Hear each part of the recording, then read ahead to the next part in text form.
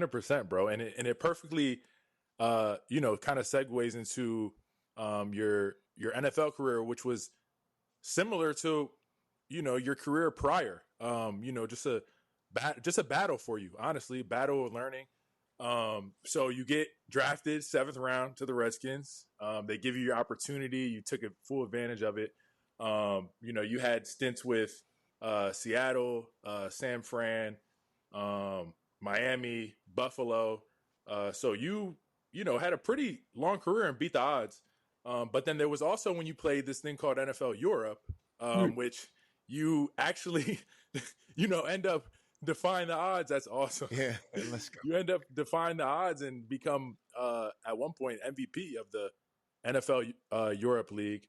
So you were at times, making the roster. You dealt with an injury, and then you would go to NFL Europe League. You were kind of bouncing back, kind of like now with us. We were bouncing off the roster, practice squad.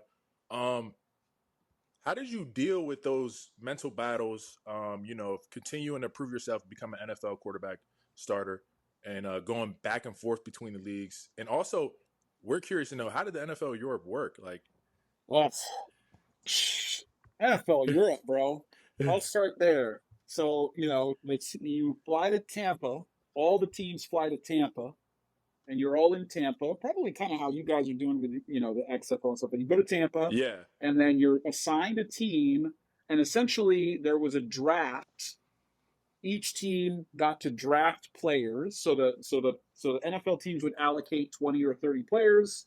The coaches for each individual team, Amsterdam, Rhine, would draft their team, but the quarterbacks were kind of finagled. Yeah. We're going to say we have our starters that we know want to be the starters in the league, and then we know who we want the backups to be. We know that but all the other players were drafted. Yeah.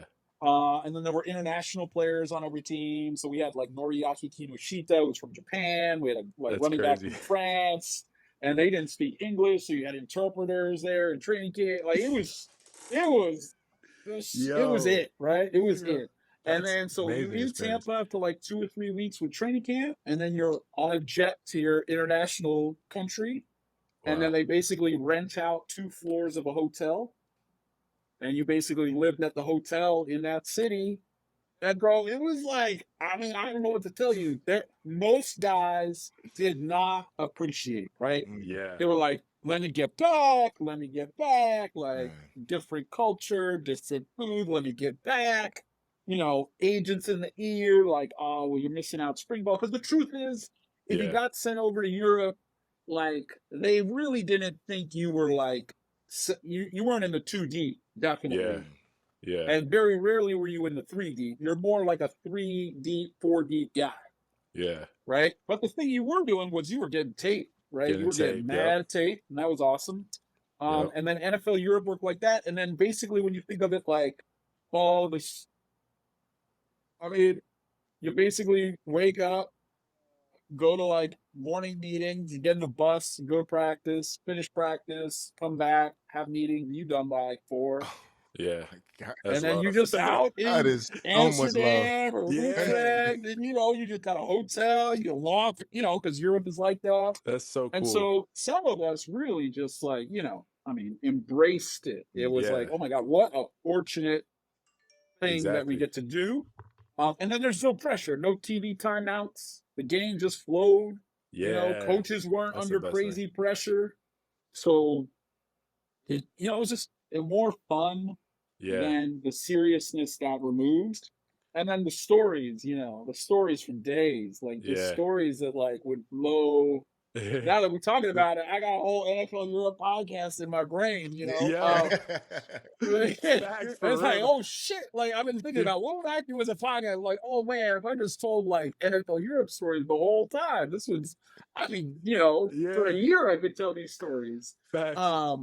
But anyway, so that was the part of NFL Europe that was great. And then I'd say, to answer your question about what kept me going, I've done a good job of like, if you're in a relationship or you get married or you have children, and I didn't know that then because I wasn't any of those things, but I know it now. It's the same kind of thing.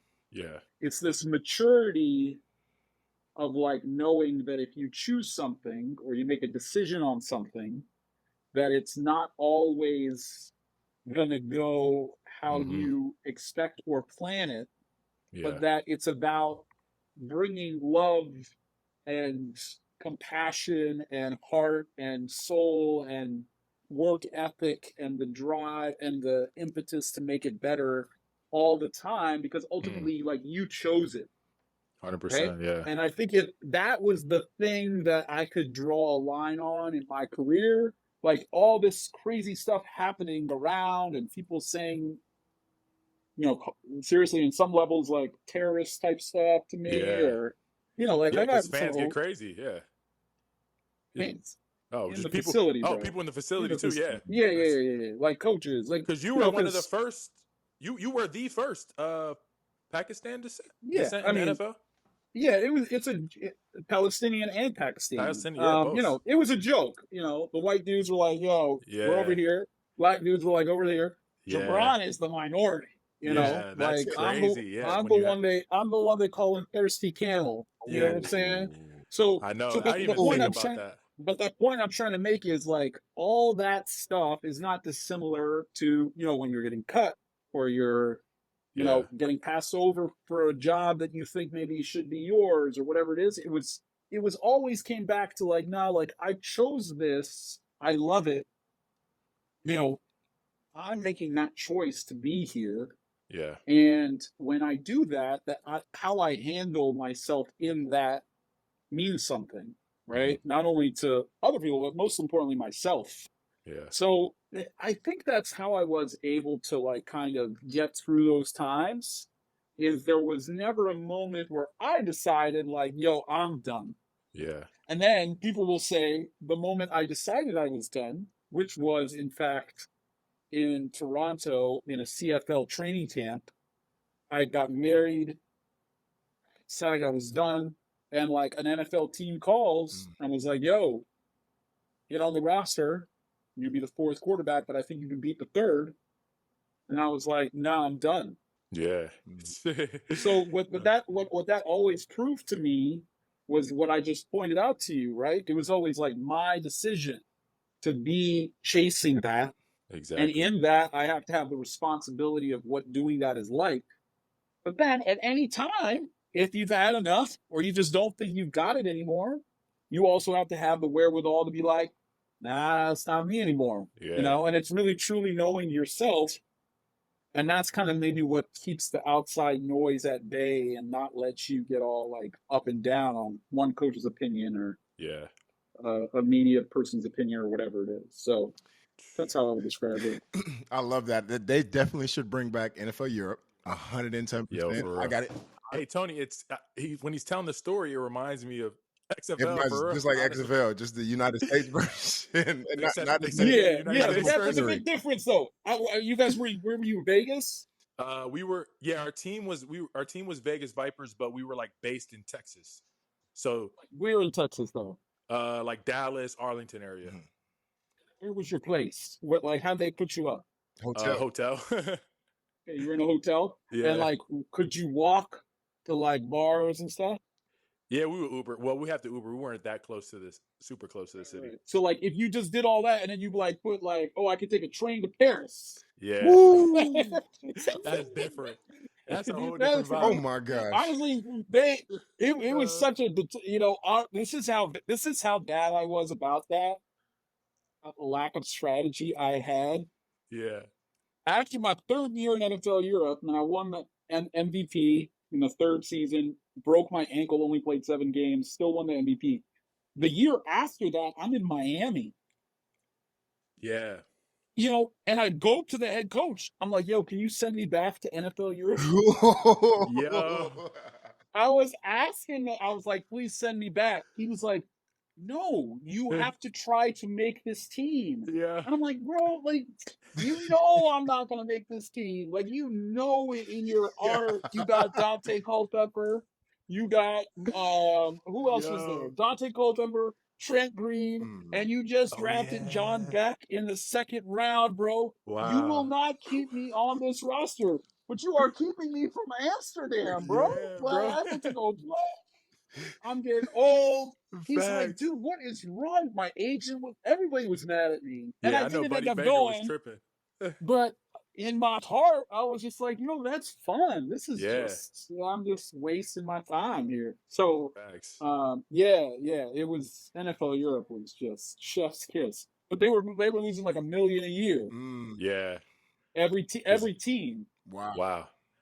Every team. So they were losing $30 million a year. Yeah, that's how the XFL was too. XFL lost pretty much crazy amount of money in this past year. Yeah. And those like inaugural kind of leagues and seasons. It's tough. That's a tough business, man. That's really tough business. Bro, it's no different than any other thing, man. It's the world we live in, and it's getting even more and more so. You talk about business, like, yo, it's brands, and it's big brands, it's big brands, it's big brands. Unless you're coming in with a brand that like is revolutionizing the way things are done, you ain't strap in for 15 years, bro. You ain't eclipsing these big brands for nothing. Exactly. It's no different than if you coming out with a soda, Coke is there laughing at you. And it's like, all right, come with it. Peace like, out. That's got to be like a 100-year plan for you. It's got to be like an 100-year plan to build that up. Yeah, 100%. You gotta have. If you want to have a successful football league or whatever. I mean, look, you can't get more marketable than The Rock. Yeah. Use than The Rock, right? Right. But bro, UFL gonna have their back is gonna be up against the wall because you basically have to upend an entire couple generations of minds thought that this is professional football in America. Yeah. And then whatever you're doing is else. Exactly. No, 100%. And then they want it to be pure. Yep. They want it to be pure and real football. And they think that's how the fans are gonna like. And I admire that. Marketing guy, that ain't gonna get the ball changed over. Thanks. My life, on my life, I did it once, I do it twice. Only right, she by my side. Every time she in a bind, I got bread, I could slide. She feels safe, she feel alright. My kids ain't even born yet, and them babies set for life.